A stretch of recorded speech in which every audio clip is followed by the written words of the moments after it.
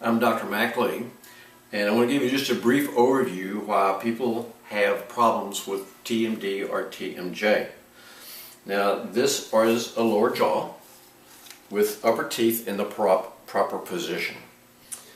Now, when you look at the upper jaw and then you look at the joint that corresponds with the bite in the jaw, you can see that there's this yellow thing in here, and that is called the disc. This is the disc that's on the TMJ, and what the disc does is it slides down as the jaw openings, kind of like a lifesaver sitting on top of a joint.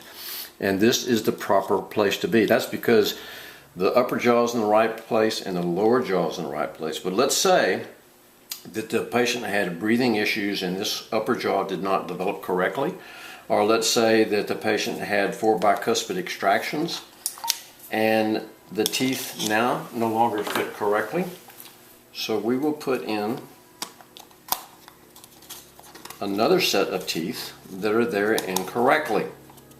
And these teeth are teeth that everything has been pushed backwards on the top jaw. Now, in order for the teeth to come together and be able to chew, the lower jaw has to go backwards.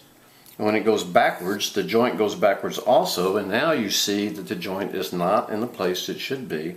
And you can see that the joint is in front of, the disc is in front of the joint. So now when the patient opens, that's where you hear the click. You can kind of hear the click right there. Now this joint is being pushed into the ear. That can cause ear problems, that can cause TMJ, that can cause TMD, it can cause lots of other problems. So what we want to do is to fake the teeth and the jaws and the brain into thinking that a patient has a good bite.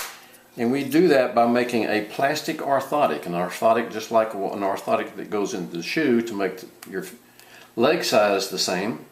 Then this is able to close down, and now you have the same joint position as a normal healthy mouth does.